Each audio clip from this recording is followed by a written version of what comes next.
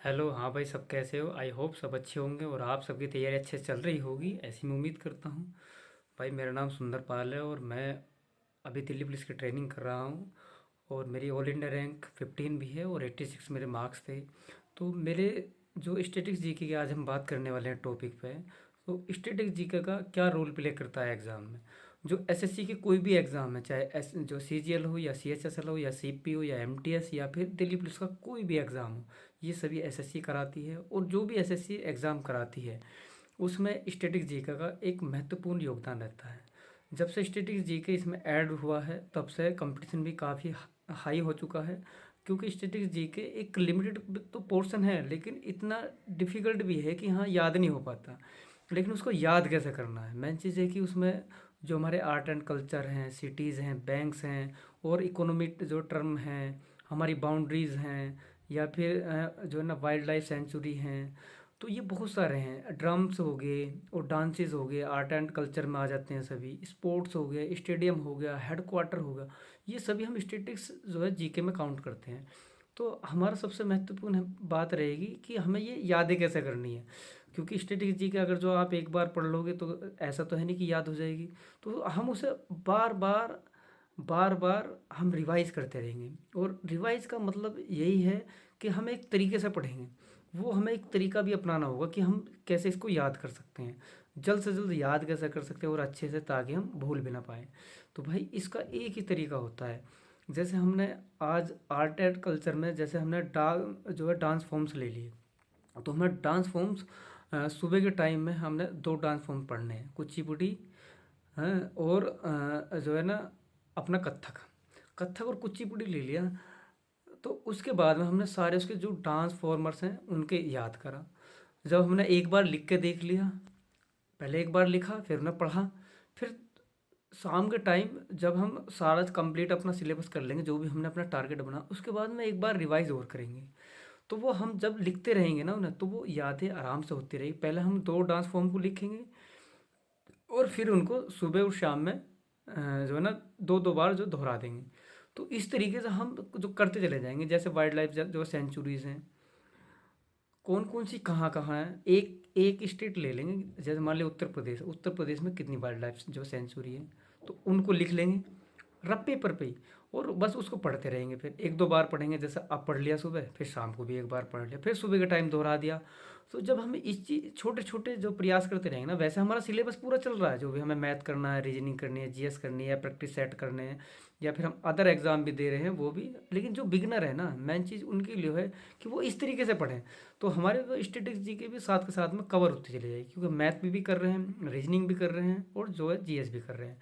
जो भी हम बुक के माध्यम से कर रहे हैं या फिर किसी भी टीचर की हेल्प से कर रहे हैं या फिर हमने कोई कोर्स ले रखा है, तो हम और एक्स्ट्रा एक्टिविटी करेंगे इस तरीके से। और हम सभी चीज़ को जो फॉर्म्स हैं ये, और एक बुक ज़रूर होनी चाहिए स्ट्रेटेजी की, क्योंकि उससे दो चीज़ें की फ़ायदा मिलता है। जब हमारे पास बुक्स होती है ना, तो हम बुक्स में हमारे पेज नंबर भी याद हो जाते हैं कि भाई जो 16 नंबर पेज पे तो डांस एंड जो फॉर्म्स हैं, तो डांस की फॉर्म्स जो 16 नंबर पेज पे, तो उस पर ये भी पता लगेगा पहला कथक है, फिर कुचिपुड़ी है, फिर जो है ना भरतनाट्यम है।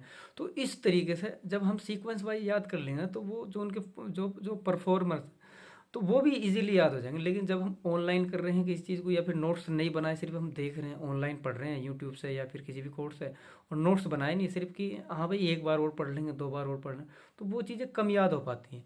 तो मेरा मानना ये है कि आप जो चीज़ें सीखने वाली हैं उनको आप यूट्यूब से, किसी कोर्स से सहारा लीजिए। लेकिन जीएस में कोई सीखने वाली चीज़ नहीं है, जितना आप बुक से पढ़ोगे ना उतना बेटर है। या फिर कोई भी आपके पास है, पीडीएफ हो, नोट्स हो, हर एक जो भी संस्थान है उन्होंने अपनी बुक लॉन्च करी हुई है, तो उनकी बुक ले लीजिए। यदि आपको ऐसा लगता है कि उन्हीं बुक से जो टीचर पढ़ा रहा है वो अच्छा पढ़ाते हैं, तो उनकी बुक एक हायर कर लो जो जीएस की है। तो जीएस आपको उसको 4 से 5 बार पढ़ लो, तो वो सारी चीज़ें याद हो जाएंगी। या फिर कोई भी आप अदर बुक ले आए, लूसेंट के लिए आए, या फिर कोई भी जो आपकी इच्छा करे कि हाँ भाई ये बुक मेरे लिए सफिशेंट है और अच्छा है, तो आप उसको ले आए। लेकिन जो चीज़ सीखने वाली है, मैथ हो गया, रीजनिंग हो गया, उनको आप सीखने का प्रयास करो ऑनलाइन। क्योंकि आपका समय ही बचेगा। आप जो है ना घर रह के प्रैक्टिस कर रहे हैं या फिर लाइब्रेरी में बैठ के जो है अपनी तैयारी कर रहे हैं, तो मैथ और रीजनिंग तो हम एक बार को जो है प्रैक्टिस करने सीखना पड़ेगा। लेकिन मैथ और रीजनिंग और जीएस में तो ऐसा, आपको जीएस जो कंप्यूटर में भी कुछ चीज़ें सीखने की होती हैं, लेकिन जीएस में तो कोई चीज़ सीखने की नहीं है। जितना आप मैक्सिमम जो है पढ़ोगे बुक्स है, उतना ही आपको बेनिफिट्स मिलेगा।